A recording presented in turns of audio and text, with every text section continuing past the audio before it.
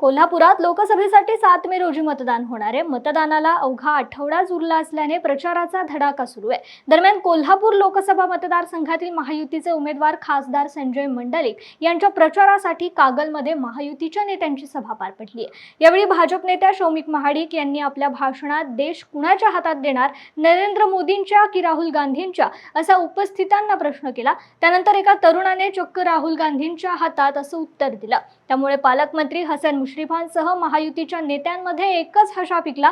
त्याचा व्हिडिओ सर्वत्र जोरदार व्हायरल होत असून ही सभा जिल्ह्यात चर्चेचा विषय बनली आहे। राहुल गांधी हा एकच पर्याय दिसतोय मला। मग उद्या राहुल गांधींच्या हातात तुम्ही देश देणार आहात का नरेंद्र मोदींच्या हातात देश देणार आहात? राहुल